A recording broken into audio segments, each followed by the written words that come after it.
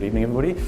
My name is Adam Ray. I'm the head of urban data here at the Future Cities Catapult, and I'd like to welcome you to our home. This is our Urban Innovation Centre. If you've not been here before, this is where the UK's Urban Innovation Agency lives. And tonight we've got a really exciting set of speakers and some really interesting topics to go through around city data, the challenges and innovation that those present to us. So this is me. I head up a group of data scientists, of economists, of engineers, and we work on a range of different projects connected to city data and urban data and the challenges that abound around them. And today I want to talk to you just a little bit. I'm going to set the scene. I'm going to set the context for this evening's talks a little bit, talking about city data.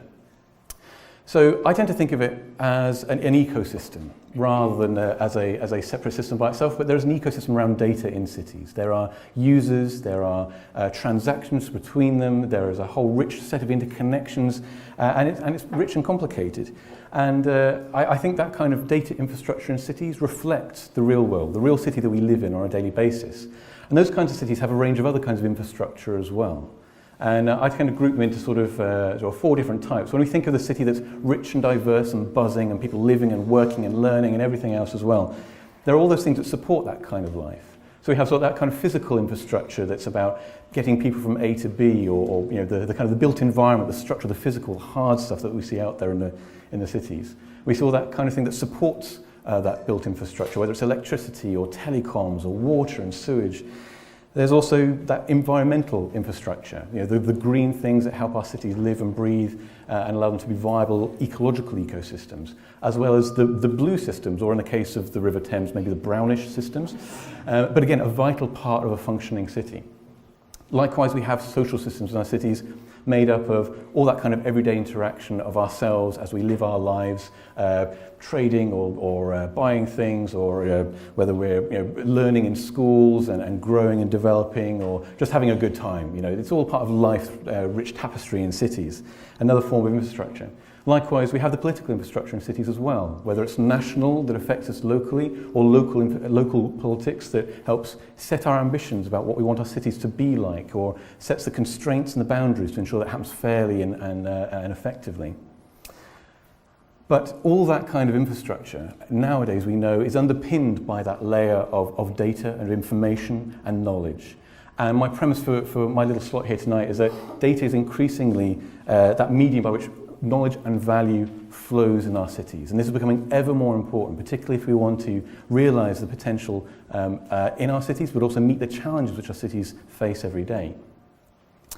So data in cities, we're all here because we care about data in some way in cities. And you know, there's been a lot of talk about data analytics or open data for cities, or the kind of infrastructure we need for cities and platforms. There's a big promise looming out there in the market or in government or in academia as well. And you know, that promise is quite big, you know, based on the idea that the cities of the future will be so much better because of data. We've got that enabling technology embedded in our systems in cities that allow us to measure and monitor what's going on. We've got those innovative new business models that disrupt the way services are provided in cities, and we've got local authorities that are more attuned to the requirements for supportive policy to enable that kind of innovation. And now that we understand these systems, the promise goes that we can now fix their flaws, and we can forecast the future of some of these systems in cities, and we can test scenarios and make better decisions based on analytics, and ultimately make our cities better suited to the needs of their residents. Not only that, but it can open up brand new opportunities around new products and services and experiences for their residents. So essentially all the problems in cities are now solved by data, right? That's kind of part of the promise, that data is that thing that will solve everything. It's going to, there's no problem that's beyond the grasp of a passionate citizen scientist with an open data set, or a disruptive tech startup with a new app, or a big company selling a new data platform. Essentially, it's jetpacks for all. It's all brilliant, right? But of course, there's also the reality, where we are today. That gap between what we hope and our ambition and the pragmatics of trying to get stuff done with data in cities. That reality is shaped by things like that disparity between the kinds of urban systems that I was talking about before and the pace of change of digital systems, or potential change there. London is shaped by the citizen needs of Romans 2,000 years ago, as well as citizens today. So how can we start to bridge that gap between the different pace of change in some of those urban systems and what technology can allow us to do, and digital technology in particular. Likewise, there are still technology issues and problems and challenges to solve around city data. It's a very fragmented kind of environment. There's relatively little coordination within cities between different organizations and departments and users, all those different stakeholders in the ecosystem. But very little coordination across cities or even across nation boundaries as well.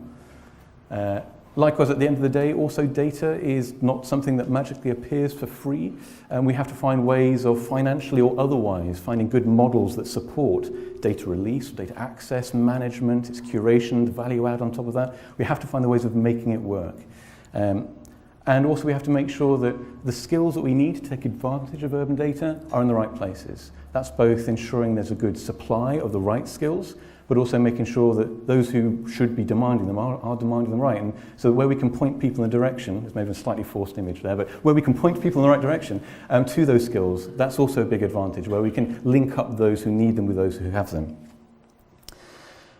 So we come on to the opportunity. This is what we really want to focus on tonight as well. We want to understand what those opportunities look like. We've talked about how there are those different sort of types of infrastructure in cities. I think one of the biggest opportunities, or one of the biggest sort of shifts, is that in the sort of general discourse around urban data, starting to not just think about those 4 different types of infrastructure in cities, but also to consciously and explicitly see information as an underpinning form of infrastructure in cities as well, to help us achieve those wider goals.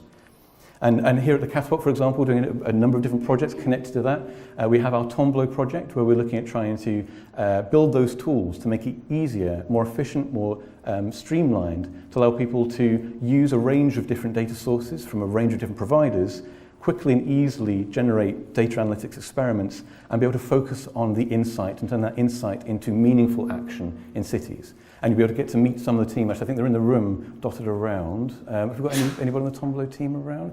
There we go, hands up. So afterwards, do talk to the people who are working on Tombow. There's also a little display outside as well talking about it too.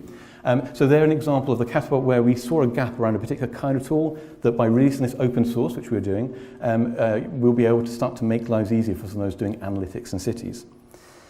Likewise, we are working on the EU-wide synchronicity project. This is a project that's all about trying to reduce the barriers for those who are innovating with data, not just within a city or even within a nation or a country, but across a whole market like the European Union. So here we're particularly looking at making it easier for if you're a company with a data-driven product or service. We want to try and remove those barriers for you to be able to scale up and grow your company by being able to deploy and redeploy and scale across markets using consistent and a supportive information infrastructure. So that's just sort of a couple of points there really to highlight some of the work that Catapult's looking at, but this topic of city data is a real core pillar for us. And this is why we thought this event tonight would be a great way of being able to open up that conversation, talk to some experts in their different areas from a range of different organizations. We've got people from companies, from local government, from other public organizations and those in between as well. So we're now going to move into our presentation shortly. After that, we'll have a panel session too. So we'll be able to delve into some of these topics in more detail after that as well. Thank you very much for having me here tonight.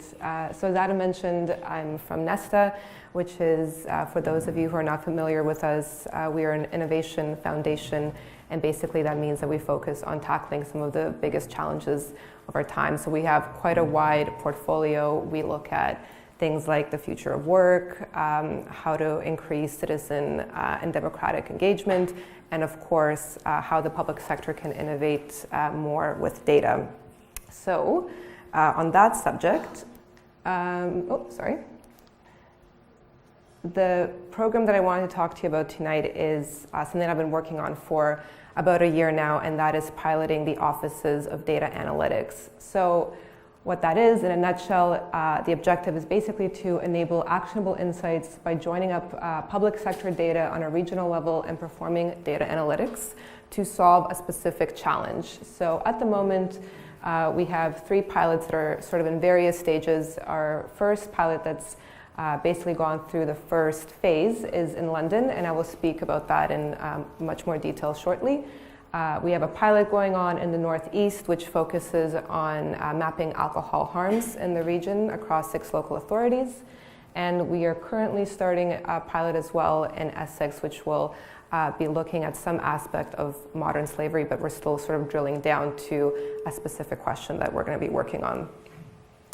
So, this is a bit of an overview of our LODA project, so the London Office of Data Analytics. And before I get into what's happening on this slide, I'll just briefly mention that we worked on this project with the Greater London Authority, so the GLA, 12 London boroughs, and our data science partner, which was ASI Data Science. So what we did for LODA, sorry, a bit of feedback there. What we did, our objective was basically to identify more homes of multiple occupation. So what HMOs are essentially properties that have 5 or more residents in a property from 2 or more households. And boroughs are interested in licensing them and inspecting them to ensure a certain level of safety and to avoid problems having to do with overcrowding and all the risks that come along with that. However, at the moment, in some boroughs, only about as little as 10% of these properties are properly licensed. So the idea for us was, sort of roughly, as the slide demonstrated, was to collect data from 12 boroughs and different housing and property features, so things like antisocial behavior, the height and the age of buildings, noise complaints, whether the property received housing benefits, and so on and so on. Put those together with known HMOs and what we know about them, and then put it through a machine learning algorithm, which would weigh those different pieces of data and different features up to say which ones had the most predictive quality, and then help us identify new HMOs and license them. So in the summer, we finished our first phase of the pilot, and we tested the first iteration of our predictive model. But unfortunately, owing to some of sort of this gap between what Adam mentioned of the opportunity and the reality, we were met with a number of challenges and were not able to identify any HMOs in that first instance. However, we have continued working on this, and PA from Borough and Dagenham, who will be speaking shortly, his team have continued on this work and have demonstrated some early results which seem to be quite promising, and we will be continuing on into a second phase of this HMO pilot shortly with the GLA. So stay tuned for some hopefully better news very soon. Right. So what I wanted to focus most of my presentation on tonight is really to sort of talk about the biggest outcome of the LODA project for me, which was a greater understanding of all those involved about the challenges and the nature of public-private partnerships, if you will, in the data science domain as they pertain to people, data, testing, and evaluation. So I'll just get started on that. And this is really from the perspective of the private sector or third sector working with local government. So I would definitely say that our biggest lesson of the whole pilot was the fact that it really, when embarking on a data science project with local government, it's really just as much about the people as it is about the technology, the software, or the data. It's really about finding new ways of working together and sort of recognizing that many people across the organization hold a different piece of the puzzle. So you'll be working with not just the one discrete team, but with data analysts, with information governance officers, service heads, frontline staff. It's a whole ecosystem with different pressures and capacities that you really have to understand. So our first piece of advice on that is really to familiarize yourself more with that ecosystem and also develop a proper communications plan for onboarding new joiners, which are inevitably more and more people sort of come onto the process as the project progresses. Also to just make sure everyone is connected and also up to speed on everything that's going on, making it a really inclusive communications plan. And then related to that, oh, actually, no, what I wanted to say is that it just came to mind that with these projects, I think it's, you're doing a data science project, but really it's inevitably turns into a change management project. I think that's really, really important to keep in mind at all times.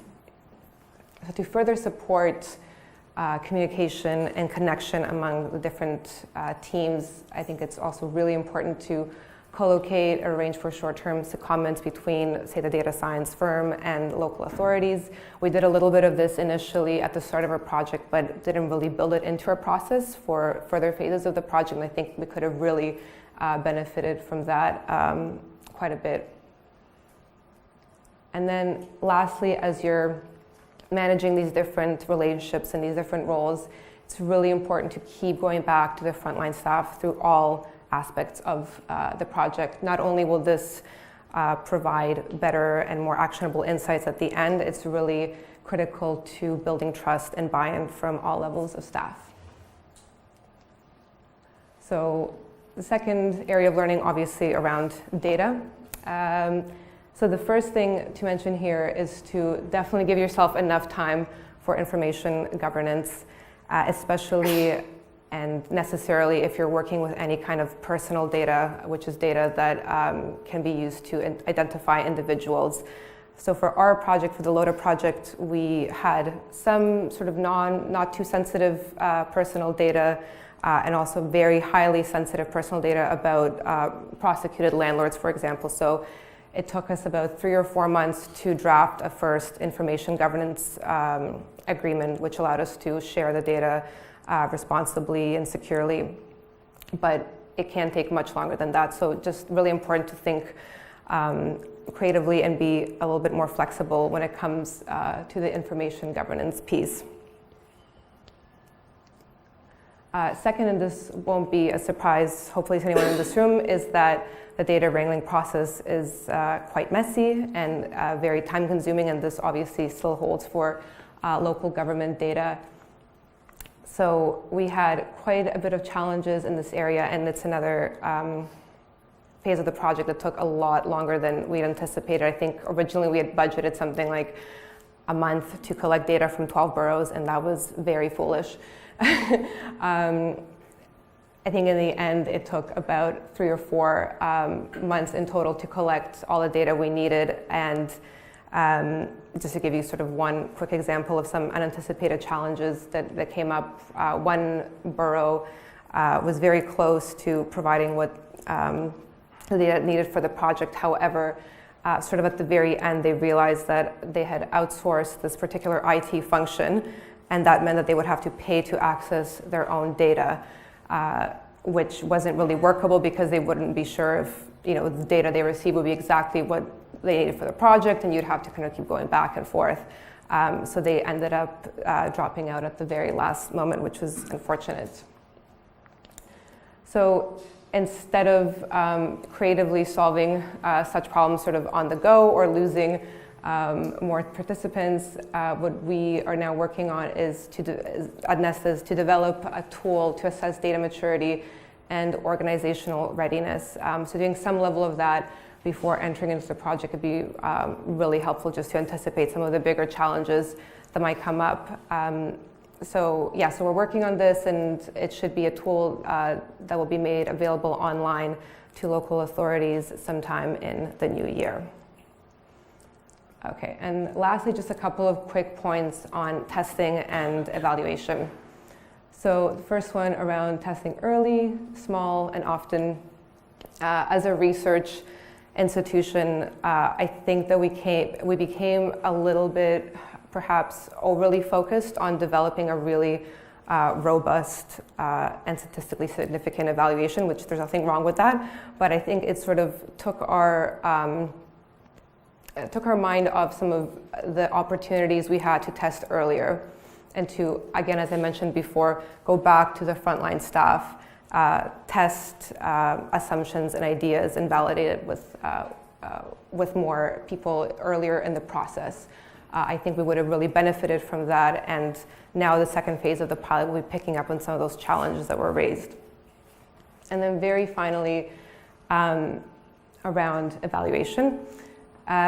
So often it's the case that evaluation is sort of an afterthought, or it doesn't really get properly implemented, and this is totally understandable from the perspective of limited capacities or expertise that may be available. But at the same time, we also know that properly evidencing impact is one of the best and easiest ways to convince your local government to keep trying new things with data and doing more data-led work. So with that in mind, just simply to say that don't leave evaluation until the last moment, don't ignore it, try to build it in from the start, and that should just be a priority right from the beginning of the project. And that's it. Thank you.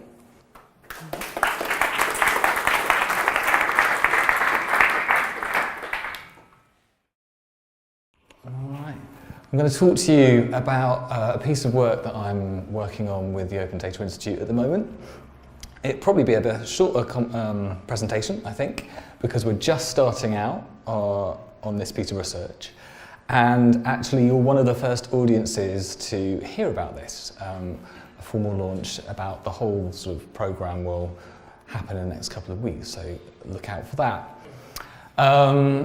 Right, so just a little bit about the Open Data Institute, for those of you that haven't heard about it.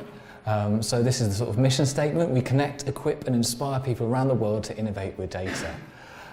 So there's open in the word, rather in the name, but we recognise that there are all sorts of different types of data. We have various nodes and representations, both in the UK and around the world.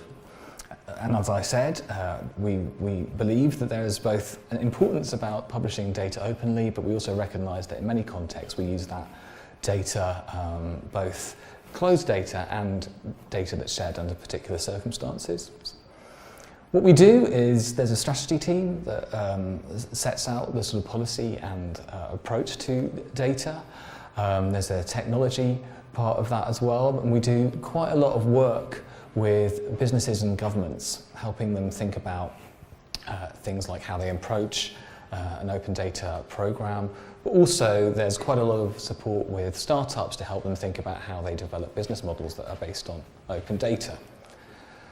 One of the things that we want to flag up, which is sort of timely, I think, if you're reading the press at all and involved in the world of data, is that we recently published a guide on how to approach data ethics, which is supported by a data ethics canvas, and I'd really encourage you to have a look at that. It sort of takes you through some of the questions you should be thinking about when using not just open data, but all different types of data, basically.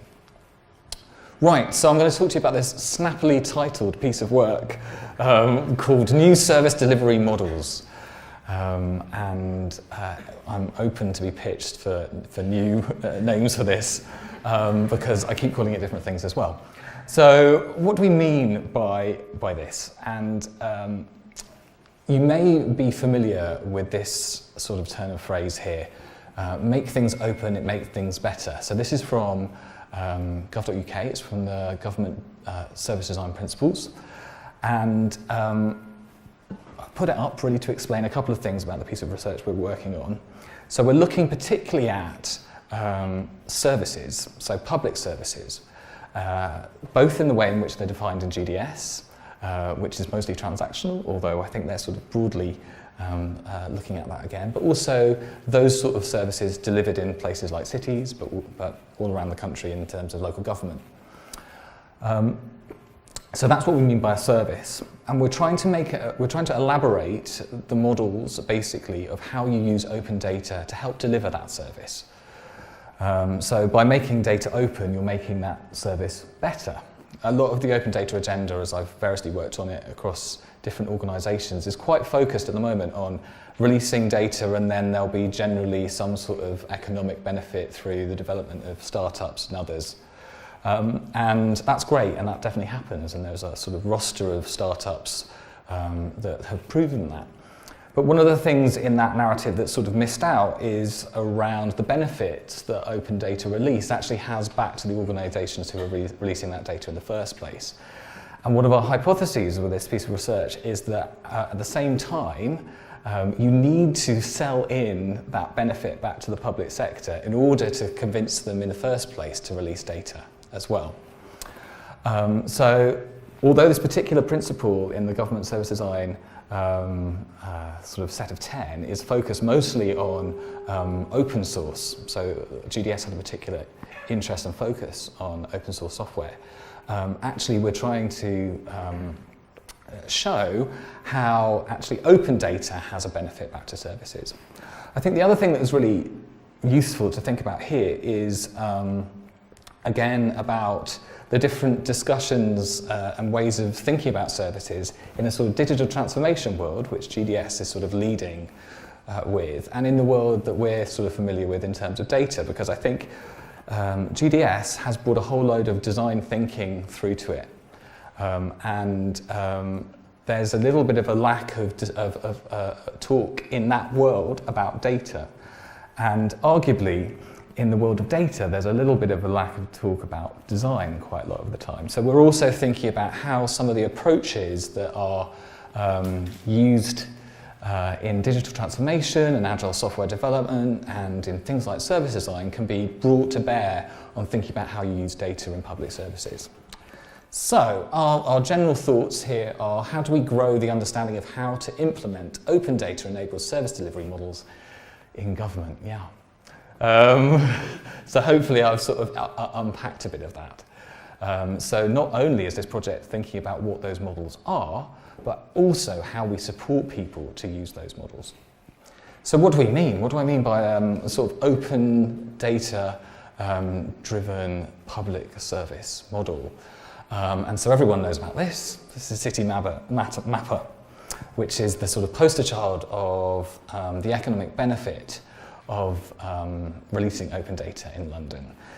So there are other journey planning apps available, and they really sprung up on the basis of quite a lot of data being released from Transport for London. What's the really interesting thing about City Mapper is how mature that model has become. Not only are they a sort of relatively successful startup in terms of attracting, I guess, investment, but also what's interesting is that they developed their business model to actually deliver transport services. So for Transport for London, this is a double benefit. Both that they're allowing people to access information about when to take up transport options, but actually that organisation has developed to such a point that has identified areas of under provision, as it were, and speculatively developed a bus, which I have to say I have not done in sort of on the Friday and Saturday nights in the trendy parts of East London around here. So this is potentially the most mature model that we have in terms of selling back the long-term benefits of the release of open data to public services. There are more modest ones as well. Some of you may know about this. If you've ever gone to Leeds and you know anyone in Leeds, Leeds Council release, as do many other councils, information about when to put your bin out and what type of bin to put out, as it were. Organisation called Inactivate, that's founded by a guy called Tom Forth, have developed a smartphone application to help you make that decision about when to put your brown bin out. And the interesting thing about this, there's a whole load of infrastructure around that in relation to the supporting organisations, including organisations like ODI Leeds, that are there to bring in and sort of facilitate the development of an organisation like Inactivate. So our objectives of the project, like I talked before about, was to distill the understanding of the current open data enabled service delivery models, like what are they? So Leeds bins and City Mapper are a certain type of model where the main person that's using that service is a citizen, but there are other models. I think I'm going to say the wrong thing here. Is it Tombolo? Yep. That's another model where actually you could make an argument about the use of open data actually, in the long run, supporting the delivery of a service. We want to disseminate the knowledge about open data, about these service delivery models amongst the UK government policy and delivery community, and we're thinking about doing that in terms of developing sort of learning materials. The ODI has a relatively mature sort of learning offer, but there are other things that we're thinking about developing as well. And then we also are undertaking initial experiments to identify new open data enabled service delivery models. So we've got a little bit of money, which I'll talk about as well. So these are our research hypotheses. So we think there are examples of services which use open data in the first place, and that it's possible to map these services. We're drawing quite heavily from both service design thinking, but also systems thinking, about trying to make clearer the actual workings of some of these services, rather than having someone explain the precise workings of how CityMapper works. We're thinking about how we can produce maps and other tools to help people get their heads around that. So another hypothesis is that those maps are helpful, that there are different types of models of using open data, so we're not just talking about one way in which open data supports services, and that those models, once they're identified, can then be helpful to identify other opportunities to release data and support services in the long run. And that there are opportunities for us to develop learning materials for those who are designing services. So much like there are the design principles from GDS about how you go about designing a digital transactional service, we think there are also opportunities to develop guidance, training, etc., to support people to deliver services which are running open data at some way. I was just going to talk very quickly about our stimulus fund, very quickly. Basically, we have a little bit of money to give out. We're working with a number of consortia of local governments, organisations, service design agencies and digital agencies, working with them on digital transformation projects they're already doing and helping them think about how they can release data in that, and then working with them to try and develop some of the tools and approaches that they're using into different types of materials which will then help and support other people to do the same thing. So that's all a sort of description of work that's to come, and hopefully in a couple of months we'll be able to talk to you about how that all went. That's it. Thank you very much.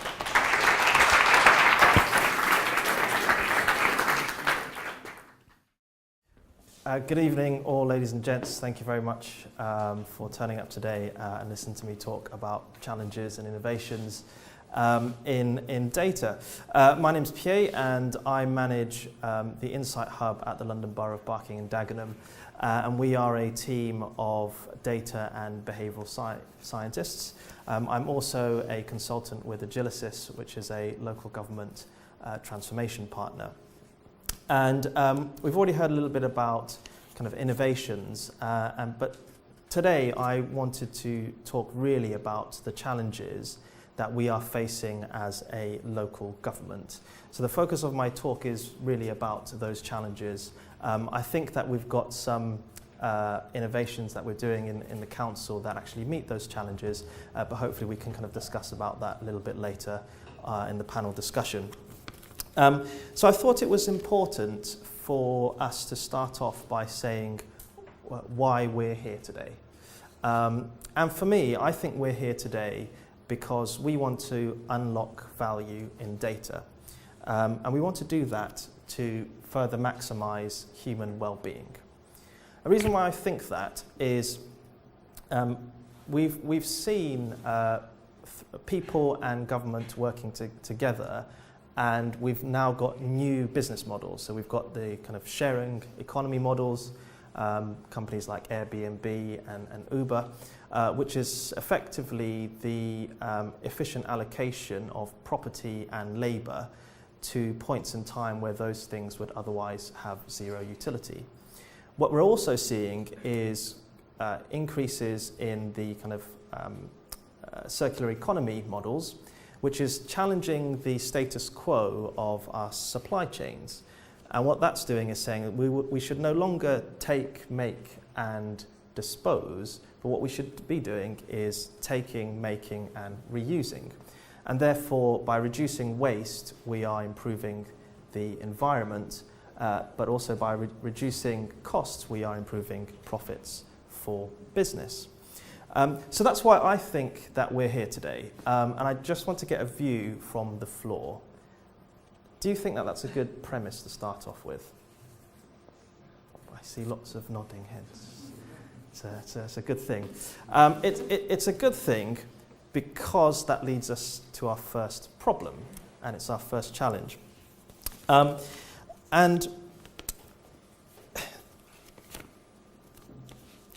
what I'm going to do is, I'll explain why I think this is a problem. I'm going to show you a photo next. And what I'd like you to do is think about the characteristics of the people that you see in this photo. Okay? Here it is. Right, so for those of you who are unaware, that is Del Boy, Rodney and Grandad. They are from the TV program Only Fools and Horses, popular in the 80s and still on Netflix today. So the question that I asked was, if you were to kind of think about the characteristics of these people, what would you think? Shout it out.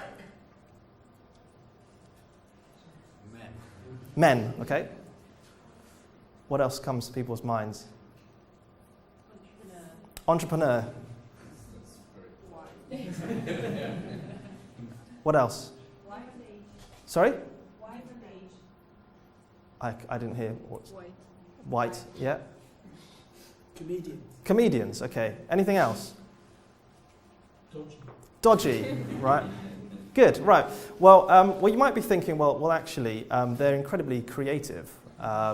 They're people who are enthusiastic, they've got ambition, they've got aspirations to be millionaires, all of that kind of good stuff. Now, the problem with that is, in true government definition, these guys are a troubled family. So if you think about it, they're three guys who live in a council flat. They don't have a secure income. They don't sort of work kind of 0-hour contracts. They've got drinking problems. They're tax evaders. They are involved in low-level criminal activity. So by government definition, this is a vulnerable family. That would have made a very, very different show. But I wanted to say that because I think this is the first kind of challenge, is that government collects data based on government's definitions rather than people's own definition of prosperity. So it's very difficult to find data on what the trotters are doing and how they interpret their social value to society. Instead, what we do as governments is take a very macro-level view of economic productivity. And what we say is the city in which the trotters live in is productive because of certain proxies like employment levels. So there's this great big massive disconnect between how people define prosperity and how government views them through a particular lens.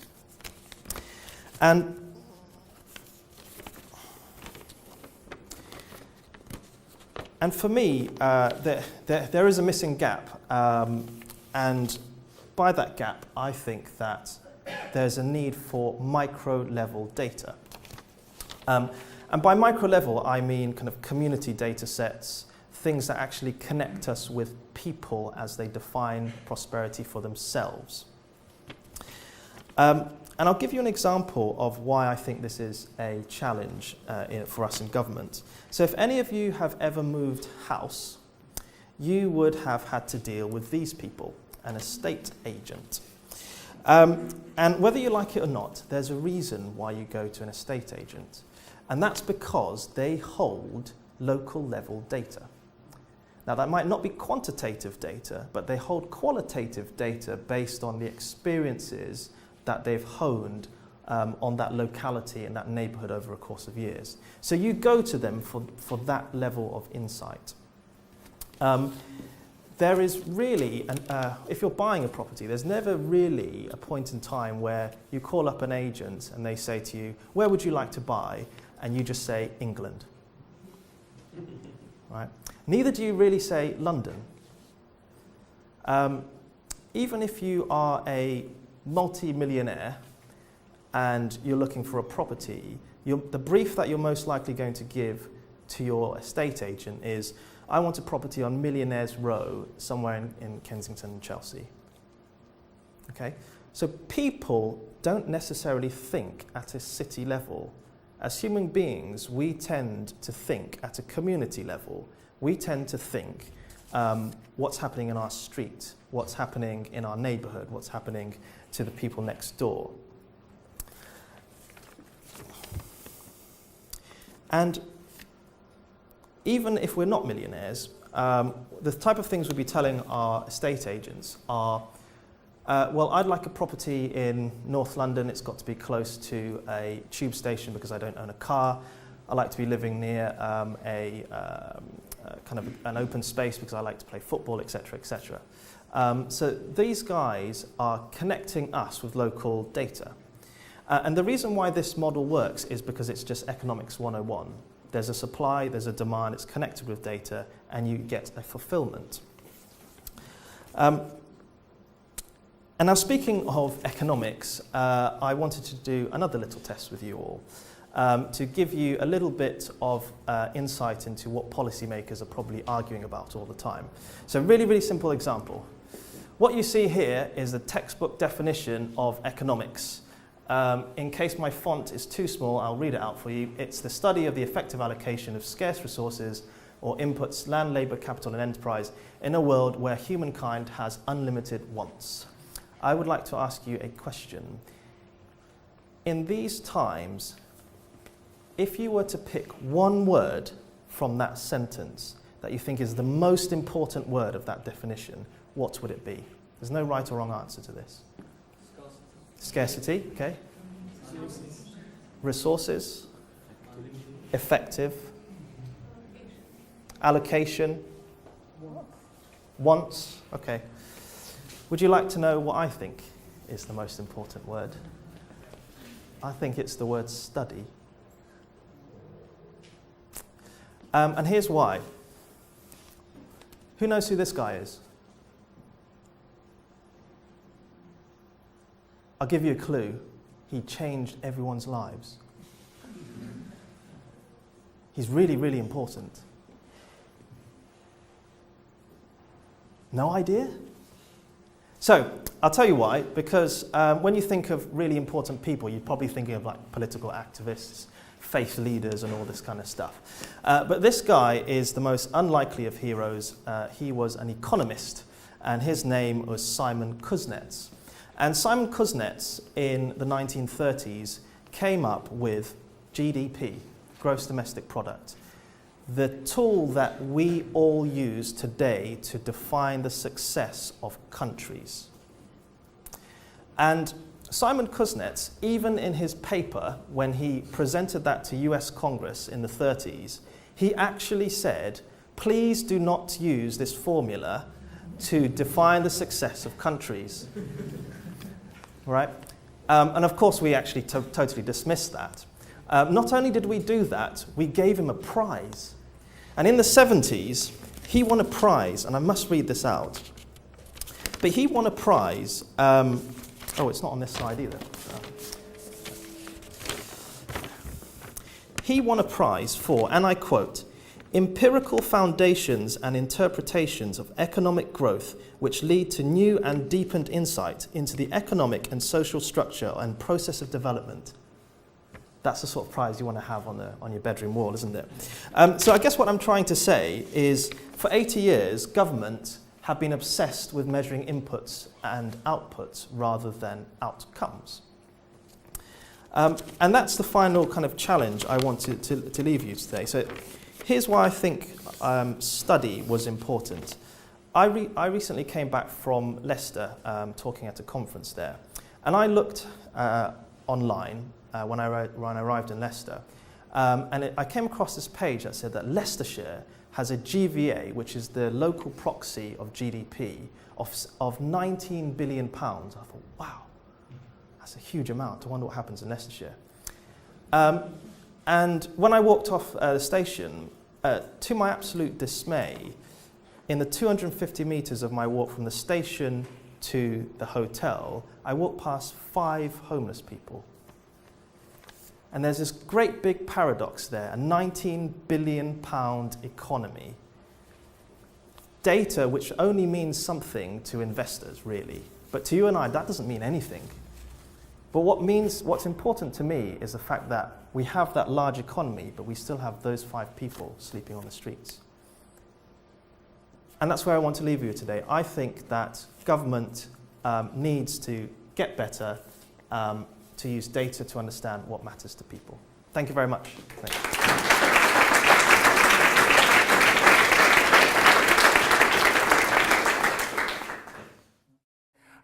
Good evening. I'm a little bit late, so I'm very sorry that I missed the beginning speakers, so you might have to remind, if I start repeating them, just wave at me.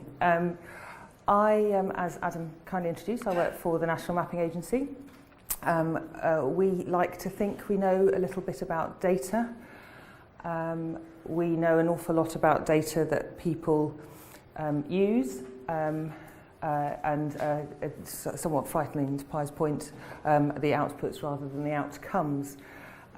You may not know that Great Britain had the first digitised mapping agency, and that we, until recently, until imagery somewhat skewed the playing field, we had the largest geospatial database in the world, which is frankly bonkers when you consider the size of our country. What makes it unusual is its interoperability. And that's a good thing, because that should enable people working with data to achieve better outcomes through the interrelation of data. And that is frequently what we're dealing with. I'm in an audience where I don't have to explain that it's all about the data, it's not about the maps. And I, thankfully, it's only 6% of our income, if you're wondering. So I like to use this beautiful piece of analysis done by Space Syntax. I'm looking through the audience to make sure none of them are here, where they've done an analysis of Great Britain's highway network to find the hottest street, where hot is defined as the number of places you can get to from it.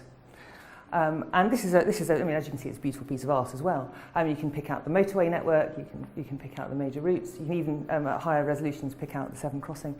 What's interesting, though, about this piece of information is that it correlates with other pieces of information. So if you look at the number of places you can get to from a street, at higher magnification, that correlates with land use and job type.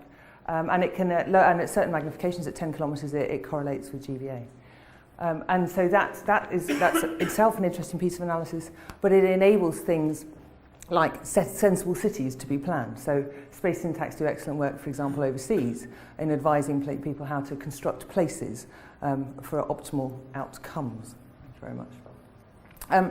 But when we entered the smart space a couple of years ago, we were trying to understand our relevance in the world, which didn't take long.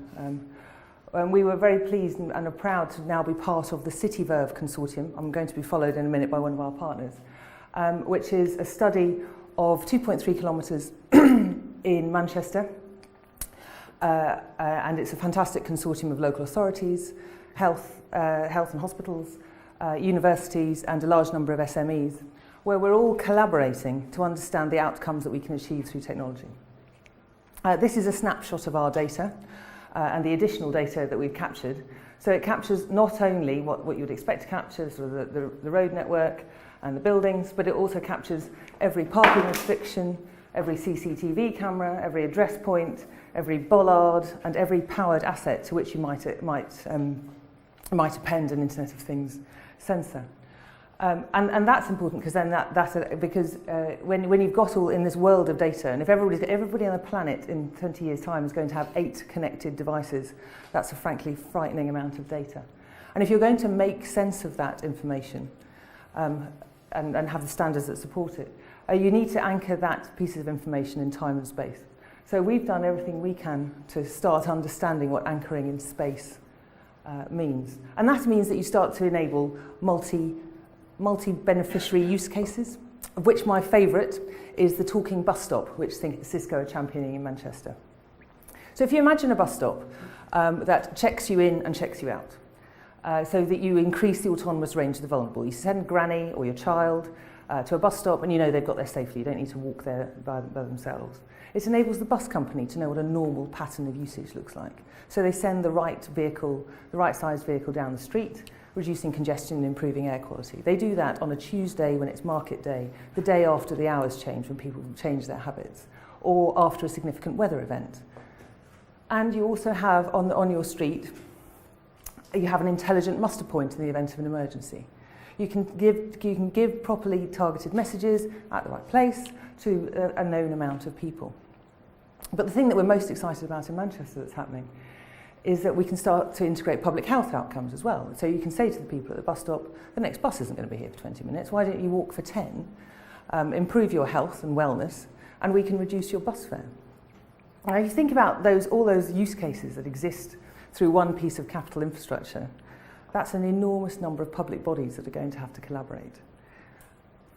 And we only think that that happens under the auspices of Innovate UK in Manchester at the moment. We don't think anybody else is blessed with quite the governance regimes to do that kind of thing. Last slide, all right. And so therefore, my thesis is it's all about the people. It doesn't matter how wonderful your data is, how beautifully integrated and how analysable it is. It's all, and I, at a risk of echoing the comments of my predecessor, we may get on to talk about the Boston fire hydrant, where people adopt fire hydrants, clear them of snow, increase the social capital of Boston. It's about helping people in rural environments and urban environments to find their way around, and it's about the presentation of data in a way that means something, and that isn't always topographically correct. It may be, in the famous London Underground, the most logical methodology. Thank you very much. I look forward to your questions.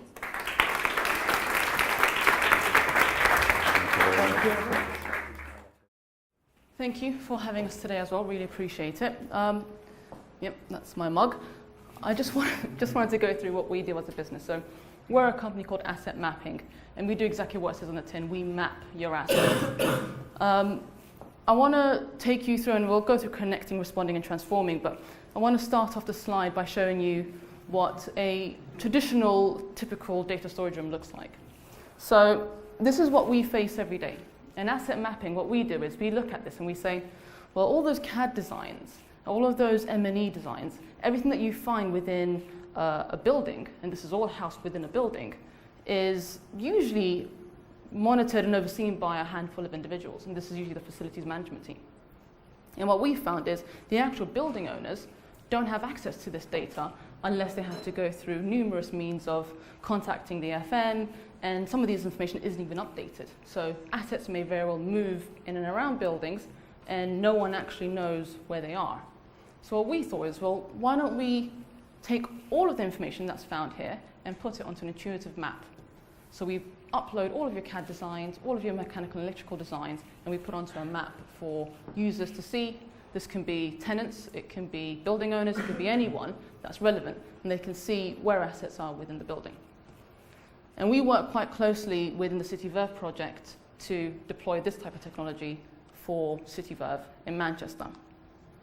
Some of the challenges that we found, and the first one was the image that just showed you that there are those numerous documents that can be uploaded to our platform, but the second challenge that we've identified is when there's a problem in a building, for example, the temperature is too high, what tends to happen is an engineer is told to go to site, they go to site, they diagnose the problem, not really knowing where the asset is or what the problem is, so they spend time doing that. Then they have to go back to base, collect the right repairing equipment and tools, and then go back to repair and then update the asset information. Now with our platform, what you do is we will build in contextual rules. We make your building smart. So if the temperature goes above a certain degree and we're connected to that HVAC unit, we can then send an alert to the maintenance team. We can open service tickets. We can close service tickets as well. And that's what we tend to do within our platform. So the rate to respond is much more rapid. You're being a lot more proactive, and you're not relying on your tenants to call you and say, this building's too hot, or this room is too hot. So data plays a really valuable part within what we do and how we work.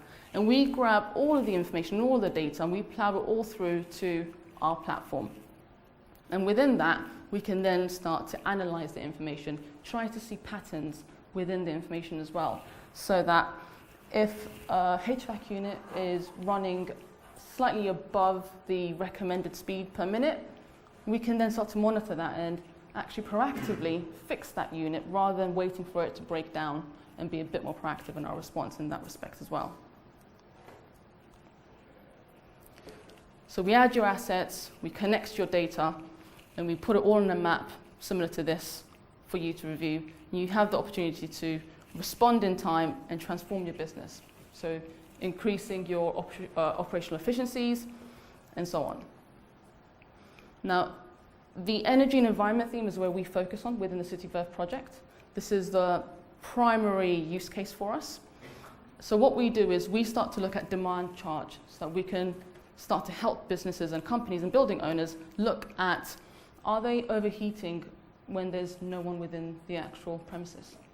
And we start to bring in other sensors and IoT devices to look at whether there's footfall, whether there's individuals within that property.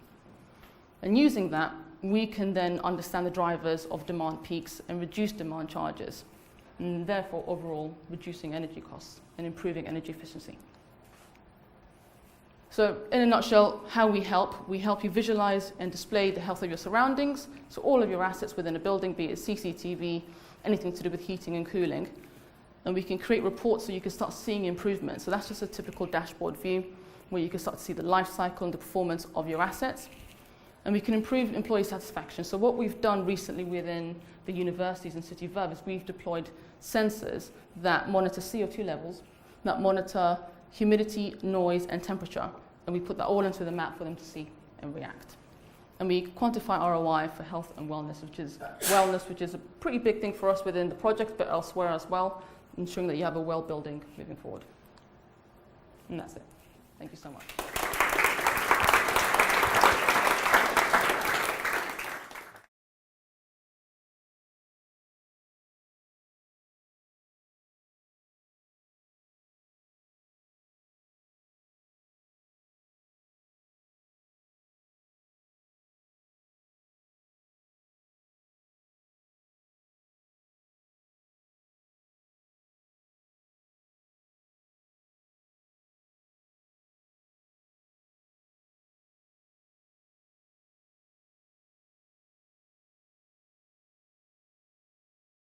Now, I think we have a starter question in the audience from Theo, and I'm not quite sure where he is at the moment.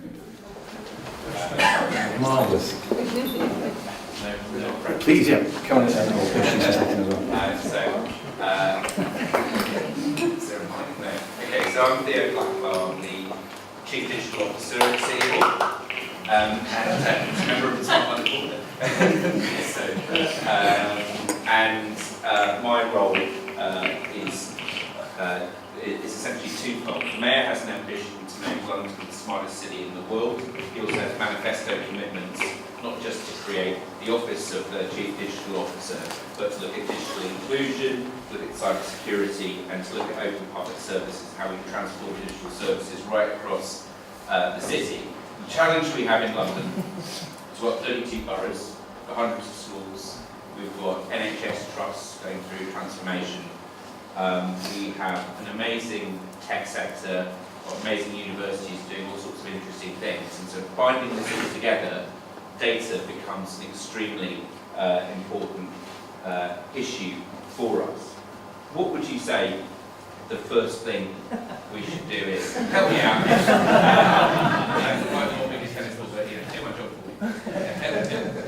Well, I'm going to, before we answer that very particular question, give you a few moments to work out the strategy. I'm going to introduce you also to Sam Markey, who is a Future Cities Catapult Head of Relationship Development as well, so also very knowledgeable in this area. So I thought we'd complement the team with somebody from the Catapult too. So who is going to be brave enough to pick that one up first? There we go, Miranda. Only because if I'm first, you most like to forget it. So it's a rich and challenging environment, and I wish you luck. The thing that we're learning in Manchester and in other places is it's all about the use cases. The smart environment is littered with technology push solutions, and if we can unite activity around a use case that will make a difference for the people who visit, work and live in London, we will unleash the social capital and goodwill that will enable us and give us the freedom to tackle some of those big, horrible, rotten issues that to do with dealing with 32 warring boroughs.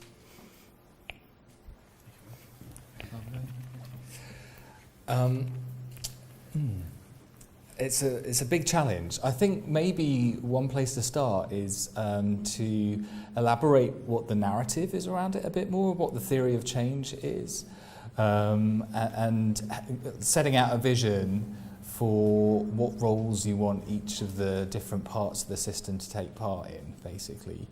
It'll be very hard, as much as the sort of influence and the power that the GLA has, to sort of orchestrate that from the top.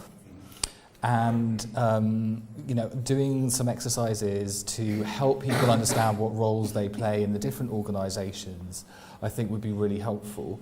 And also to have a clarifying, really high-level vision about where it all goes for Londoners, which is probably what you're thinking of already. That would be my sort of bet. Yeah. Share a thought. Thank you. I would recommend you don't start with London. And I think we've got some very good evidence of that, which is in Nevena's presentation earlier about the kind of the illegal HMOs, those rogue landlords across London. And embarking Dagenham was a pilot for that as well. And the difficulty we had is, in principle, it sounds totally right, the right thing to do, because rogue landlords, that must be an issue across London. So irrespective of the number of boroughs, that's that one single issue that we should be able to solve. In practice and in reality, London is so diverse across its boroughs that the characteristics of those rogue landlords and those illegal HMOs are different. So the issue that we had in that particular example in Barking and Dagenham is the reason why the model was a struggle to put together is if it's going to be looked at purely from a London-wide perspective, what we actually lack is the local context. And the key reason why the model needed retweaking for us in Barking and Dagenham is because when we looked at the initial training data, what we said was, when we tried to centralise that, and ASI did do a good job of it, but what they didn't realise was there's a new development in the borough, and it was above a supermarket, and we've got 60 different flats there. But because they're all built above one supermarket, they've all got the same postcode. And when we run that into a model, what we find is the output says there's loads of houses with multiple occupation there. But unless you live there and you can see it, you don't realise that it's actually a group of flats. So going back to the point of don't start with London, what I really mean is, yes, there are London-wide issues that you can solve, but if you can try to start with a specific borough and scale from that, I think you've got a better shot at it. Oh, Nevena. Thank you. Just one more thing to add. One of the biggest issues that we faced in our LOTA pilot was around information governance and dealing with sort of different levels of risk appetite, if you will. So I think having some sort of function that supports local government and local authorities in sort of assessing those risks at a more at an overall level, instead of them needing to go and individually seek guidance from legal experts and getting all sort of different advice on the same issue. I think it just makes more sense to have a centralized information sharing sort of team that helps to advise boroughs on the same issues so as to avoid extra resources that are required internally to address the same sort of challenges. Thank you. I think one of the things that we found that's really useful within the City Verve project that we are working on up in Manchester is that it is honed in one location, which is the Oxford Road corridor. And that helps us greatly because you're focusing in one area and you can engage with those individuals within that area as well. And the council have helped us tremendously in terms of communicating it to those individuals. And we're working with universities, and I think you should definitely bring in universities to help you support you within this as well. And we've got great support from Manchester Metropolitan University and University of Manchester as well, where we are allowed to deploy our technologies in there because they want us to demonstrate the use of IoT within their premises, and also educate their students as well. So we spent some time over the last few days working with UOM on this, and I think it's really useful for us, and I think it'd be really useful for London as well if we were to have a smart corridor and work and scale from there as well. I can trade you one of your to-do lists for one of my to-do lists or items. So one of the challenges that we come across here is the fact that the complexity is not simply that there's 33 boroughs, it's that there's a myriad array of asset owners, service providers, and as you say, a whole array of other bits of the system. And so even if you could get the 33 boroughs to agree, getting Ferrovial and Amy and all the people who own different bits of the street. I know this is one of the lessons from Manchester as well. Who actually owns that lamppost you want to stick a thing to, and how easy is it to do something? I was talking to some guys from Newcastle. It took something like 70 emails and 4 site visits to attach one GoPro-sized sensor to one lamppost in the city when they were trying to set up their project. So one of the things that we want to do is to try and produce an ecosystem map of who is active in the city and who actually owns assets. Who do you need to talk to if you're an SME, if you're a university trying to experiment, or if you're an organization like us, in order to make something good happen. So I think it would be great for us to collaborate perhaps on a map of London that goes who actually is responsible, and rather than, in addition to having useful conversations at the political and strategic level, we go in with the operational conversations as well. Thank you very much. So do we have any further questions from the audience at all? Brian, hello. We'll start over here. Hello, my name is Brian Condon. A number of you have said it's more about the people than about the data, and everybody's nodded. And I nodded as well. I thought, yeah, it is. But no, it isn't. I think what it's about is the way that the people interact with the data. And I'm very interested in this idea of digital urbanism, which is how people change their behaviours when they're exposed to digital technology. So I'd be interested in sort of examples, really, if you've got any so far, of that. And Miranda, I think you're interested in this area as well, aren't you? Or are you saying not me? We all change our behaviour according to the data that we're receiving the whole time. We look at the trainline.com, we find out that our train is late. We look at the TfL. We are changing our behaviour because we're exposed to data. So it's not just about the people, it's about the people and the data. And I think that one thing that is missing, and I think it's because it's so many different communities working on this, is you've got the data scientist in one pot, and you've got lots of other people in lots of other pots. And it seems to me that communication between those is the key thing. It's not about the people, it's about how they talk to one another, and it's about how the various bits of data talk to one another and to the people. So I think that it's the next layer down I'd be interested in insights from. Yes, it is about the people, but so what? What do they do, and why have they changed their behaviour, and why are they changing it? Would anybody on the panel like to respond to that particular provocation at all? Yeah, go ahead. Yeah, I think you highlight something really interesting about, I think, the sort of industry of data. And I talked a little bit about the sort of digital transformation agenda. And what really strikes me, I was working in GDS before I started freelancing and working with the ODI. One of the things I was thinking about is how do you get people, policymakers, to take up the advantages of data science and use data science techniques in the development of their policy. And it really struck me that although there's a relatively mature understanding in an industry like software development about the process that you go through to build a piece of software, there's less of a recognition within data science, whatever, about the process that you use to do some analysis to influence something to happen in the real world. And it's quite influenced by academic processes. So the analysis is an engine itself. So I think there's something about the industry sort of building on the approaches of the likes of Agile to develop a process for identifying a problem, finding the data and then applying it and pushing the analysis through to action as well. Arguably, there might also be dynamics within the market of providers of software solutions where they want to keep a little bit of the secret sauce about exactly how they're doing.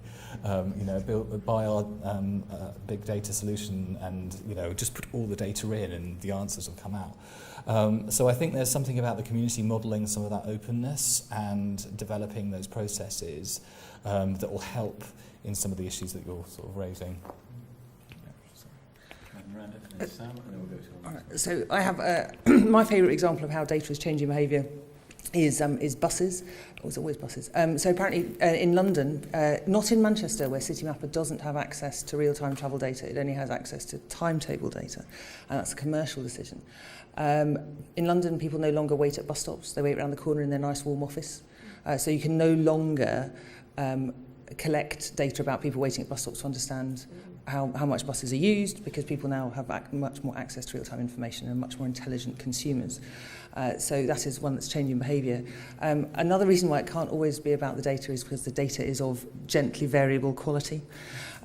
So I'm thinking about the information relating to our infrastructure, and that there are no incentives and business models in place to support the information about our infrastructure, and that is something that I hope the National Infrastructure Commission turns its mind to.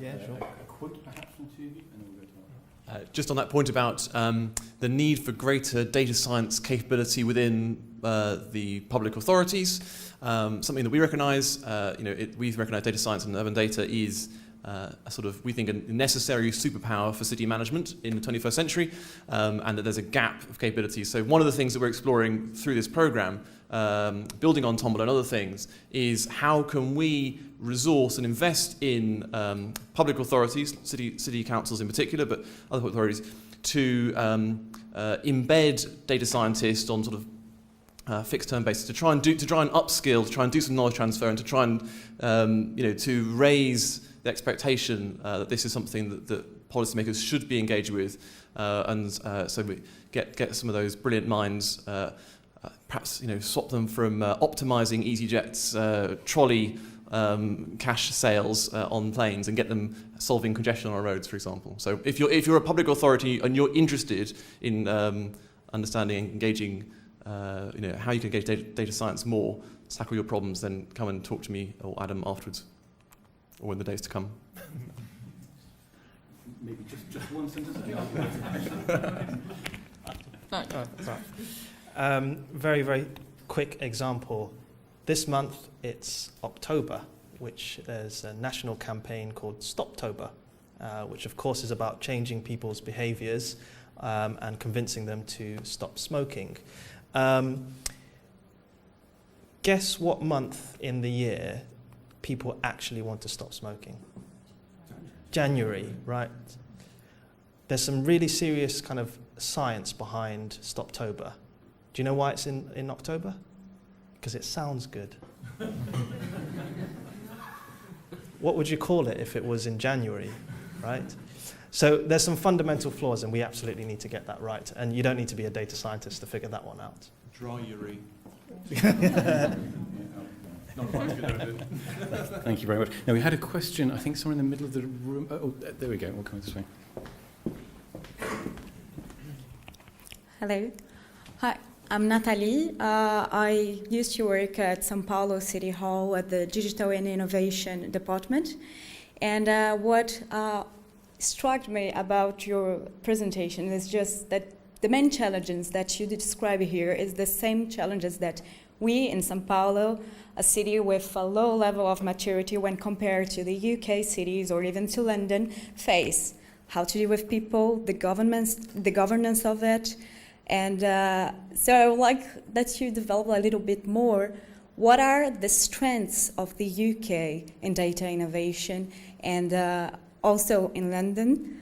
Because comparing with other developing contexts, I know that most of you have worked with other developing countries as well, or have a deep knowledge of what is the situation there. So what would you say are the strengths that make London and the UK an international case on data innovation?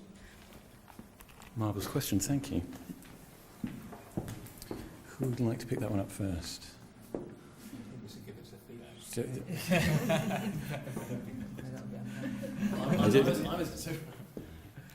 So I was going to sort of point to Miranda. I think the Ordnance survey and the wealth of spatial data, the quality of cartography through the ages, is the bedrock actually of a whole array of analysis. That is the I'm not a data scientist. I previously managed a GIS team, so I know just enough to be able to blag my way through most of these conversations. But being able to georeference data is often the way that you start the simplest form of matching things. So I think that foundation that Ordnance Service provided and the ongoing innovation that it sought to push, not least through the Geovation Lab, which lives upstairs, is a real source of strength.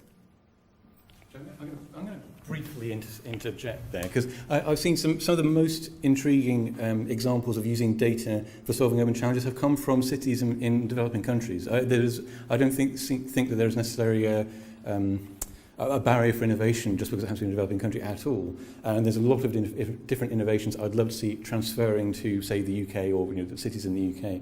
There may be differences in the wider infrastructure in that ecosystem, perhaps.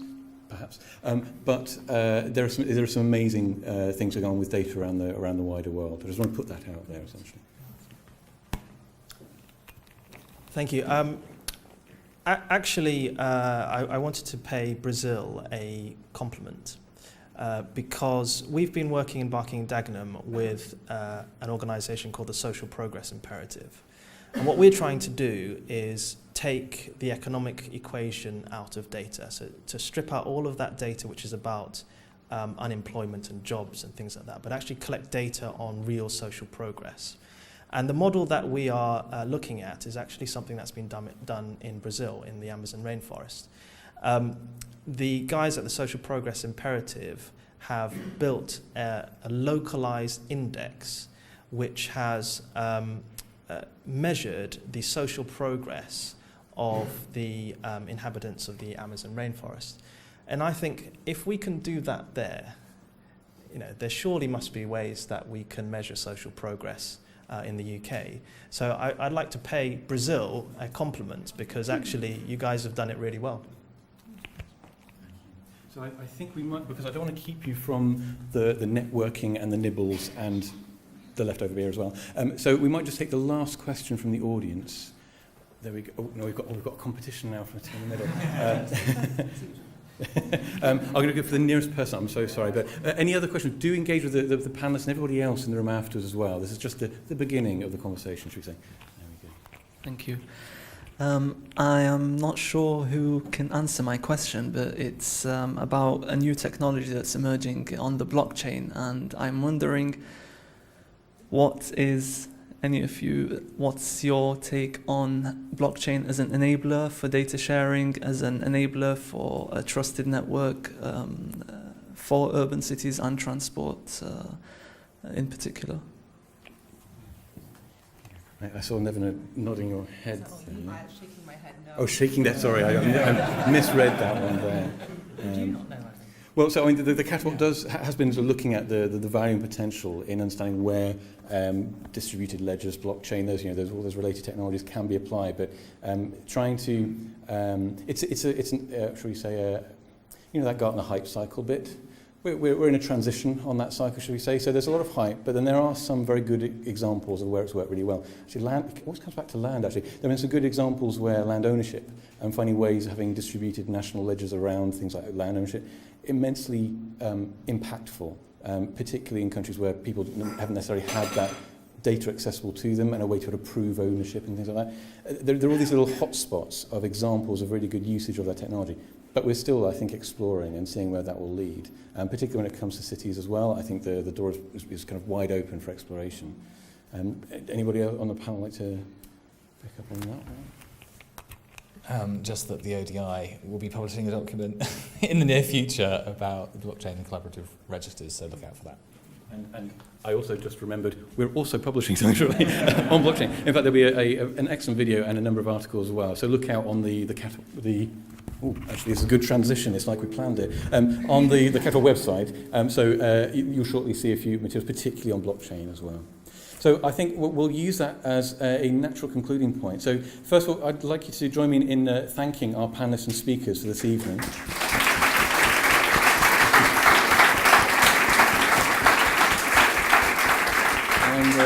And this is where you now get to grill them over beer and nibbles. So I'm going to invite everybody out to our cafe area. Thank you very much indeed for joining us this evening. It's been great. Thank you very much indeed for coming along. Thank you.